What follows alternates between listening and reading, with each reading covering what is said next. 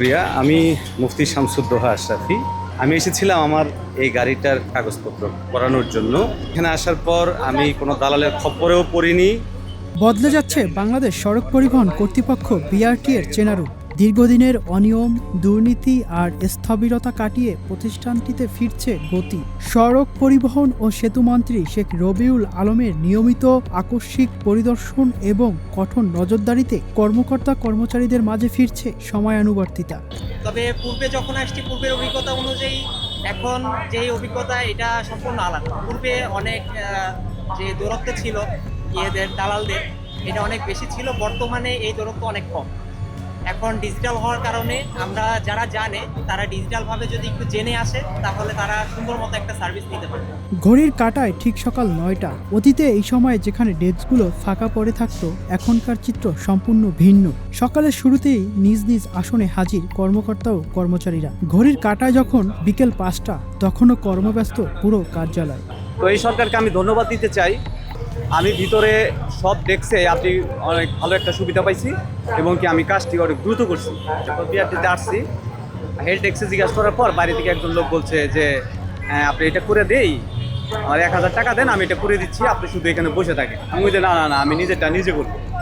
তো আমি পর্যায়ক্রমে ব্যাংকে টাকা জমা দেই, ১১৩ নম্বর জমে যায়, বিভিন্ন রুমে গিয়ে আমি কাজটি খুব সহজভাবে করছি। সড়ক পরিবহন ও সেতু মন্ত্রী শেখ রবিউল আলমের দায়িত্ব নেওয়ার পর থেকেই বিআরটিএতে শুরু হয়েছে এই নিয়মতান্ত্রিক পরিবর্তন। মন্ত্রীর আকস্মিক মাঠ পর্যায়ে তদারকি এবং জিরো টলারেন্স নীতির কারণে অনেকটা শৃঙ্খলায় ফিরছে প্রতিষ্ঠানটি।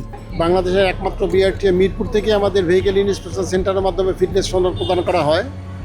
গ্রাহকরা তাদের অ্যাপয়েন্টমেন্ট নিয়ে, সিরিয়াল টোকেন নিয়ে, লেন নাম্বার নিয়ে আমাদের লেনে চলে আসে।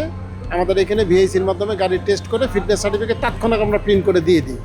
এখন গাড়ি না আইনা ফিটনেস কোথাও করার সুযোগ নাই।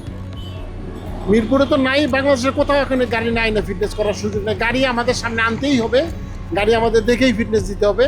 আমরা সিস্টেমেই এটা আমাদের গাড়ি দেখেই ফিটনেস করা লাগে, না দেখে করার কোনো সুযোগ নাই। বিআরটি এর সবচেয়ে বড় সার্কেল অফিস মিরপুর সহ অন্যান্য সার্কেল অফিসগুলোতেও লেগেছে এই পরিবর্তনের হাওয়া। প্রতিটি ফাইলের স্বচ্ছতা নিশ্চিত করতে জোর দেওয়া হচ্ছে ডিজিটাল ট্র্যাকিং ও কেন্দ্রীয় মনিটরিং ব্যবস্থার উপর।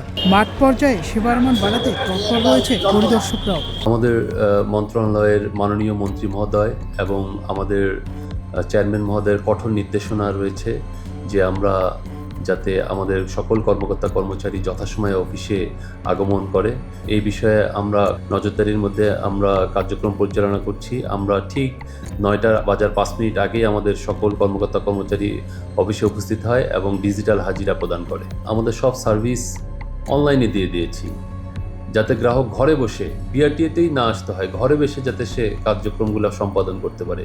অনেক গ্রাহক আছে যে অনলাইনটা ইউজ করতে পারে না এবং তারা জানেও না যে আসলে এই সেবাটা অনলাইনে দেওয়া হয়েছে কিনা, অনলাইনটা কিভাবে ব্যবহার করতে হয়।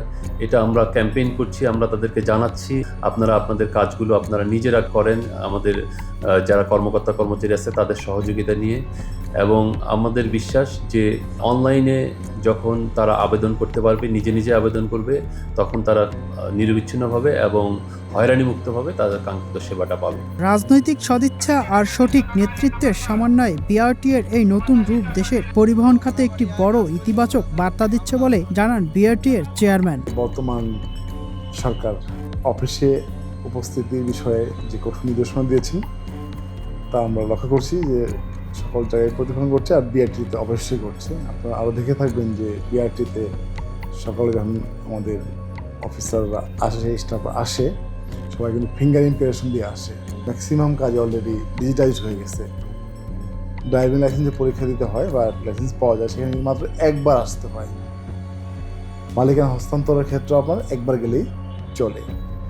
আর এখানে আমাদের ম্যাক্সিমাম কাজই কিন্তু ডিজিটাইজড হয়ে গেছে। সেক্ষেত্রে ওই দৌড়াতে যে বিষয়গুলো হয়তো একসময় ছিল, এখন কিন্তু ওই কাজের প্রকৃতি চেঞ্জের জন্য কিন্তু কমতে বাধ্য হয়েছে। আর আমরা আরও চেষ্টা করব যে এখানে আমাদের কাজগুলোকে আর কীভাবে ডিজিটাইজ করা যায় বা আইসিটি বেস করা যায়। সাধারণ মানুষের প্রত্যাশা শুধু সাময়িক নজরদারি নয়, বরং জবাবদিহিমূলক পরিবেশের জন্য বজায় থাকে সবসময়। আমি এখানে একটা গাড়ির কাজে এসেছিলাম, সেবার মান ভালো। এখানে 4টা বাজে, দেখেন এখন 4টা বাজে, তো 4টার পরেও কিন্তু তারা সেবা দিচ্ছে। শিমুল হাওলাদার, বৈশাখী সংবাদ, ঢাকা।